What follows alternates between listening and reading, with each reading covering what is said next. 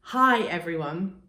Well, this week I thought we would look at a story that has got a storm in it because the weather this week has been really stormy, hasn't it? Now, there'll be some of us who really enjoy a storm. We like looking out the windows and looking at how the wind is blowing the trees all around.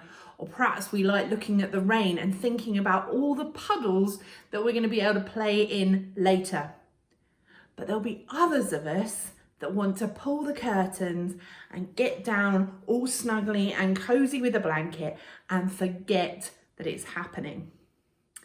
Now, the storm in the Bible story, I think we can say it was a really big storm.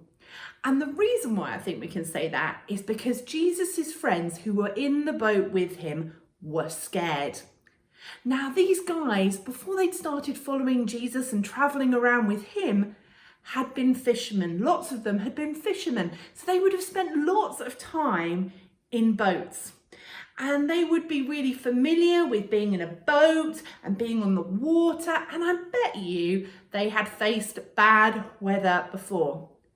But in today's story, we see that they are really scared. And I think that shows us that this was a big storm.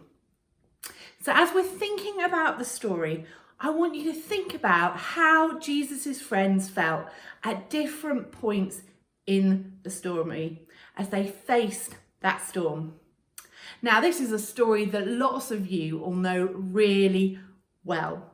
So rather than tell you the story this week, what I'm going to do is encourage you either to read it from your Bible, and you'll find it in Luke chapter 8.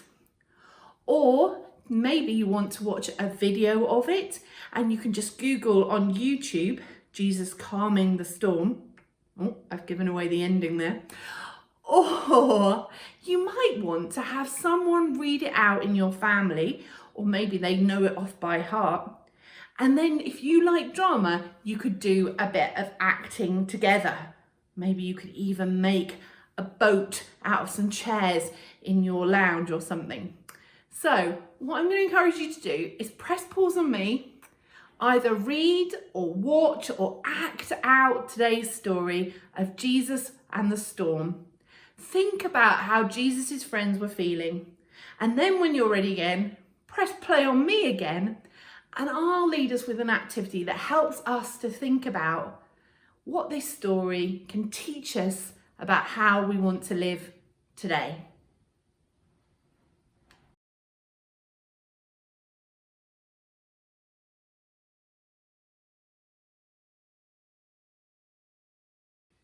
Well, I hope you had fun exploring that story. And I hope you started to think about how the disciples, how Jesus' friends were feeling at different points in that story. There was parts where they were definitely feeling nervous and scared. They didn't know what to do and they didn't have any control over the storm. They couldn't control the weather, just like you and I can't. The only thing they could do was to ask Jesus for help. And that was actually the right thing to do, wasn't it? Because Jesus could help and Jesus did help. He stopped the storm.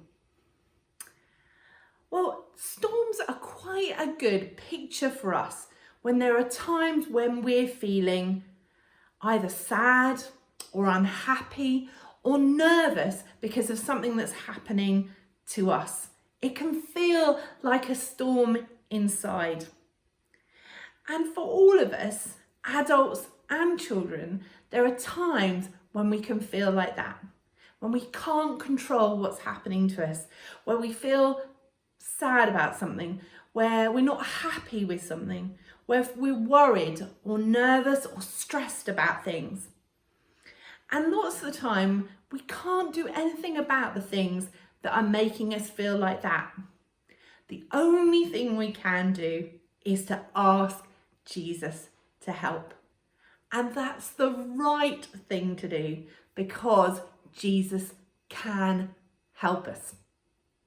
So I'm going to give you now 3 activities for you to choose from, but all of them are going to help us to ask Jesus to help us with the storms that we're each facing.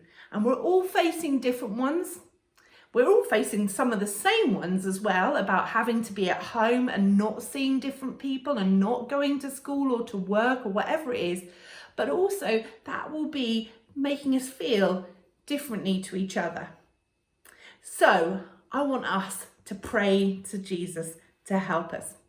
So the first idea is, if you like, let me get my instrument.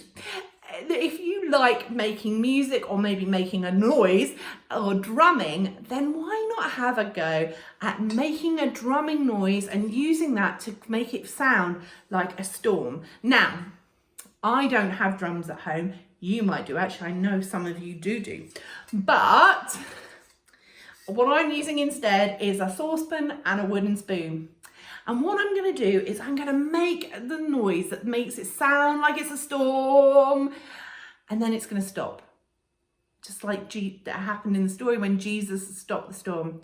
And when it stops, I'm going to pray and ask Jesus out loud for the thing that I want help with, the thing that's making me feel like I've got a storm inside. And then next time you'll have another go at making the noise, and then another person will have a go. So it'll be a bit like this.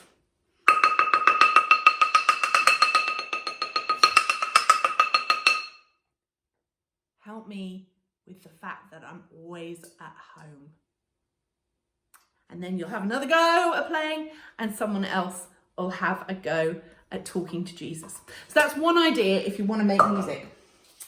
Another thing you might want to do, if you're someone that likes drawing, then why not draw definitely a better picture than this, but a picture of today's story. And you will draw the rain and the storms, but also the clouds. And write in there, or draw in the clouds, the things that you want Jesus to help you with. And then when you finish drawing and you finish writing or making a picture in your cloud, then spend a moment saying those prayers to Jesus together. So we've had drumming, we've had drawing a picture, and then finally, if you search online, you'll find some easy and some harder ideas for how to fold a paper boat. This is my attempt at one. Why don't you have a go at folding a paper boat? The one in the story would have definitely been made of wood. This one's made of paper. You might even want to see if it'll float on your sink, in your sink of water, in your bathroom or your kitchen. But then also write or draw on little pieces of paper and then put them in your boat, the things that you want to ask Jesus for help with. And as you watch it float on the water, or hopefully float on the water, say your prayers to Jesus. So those are 3 ideas for how you can pray about this story. Because just like in the story where Jesus had the power to help the disciples, he has the power to help you and me and all of us today. So talk to him and ask him for help. And I'll see you soon.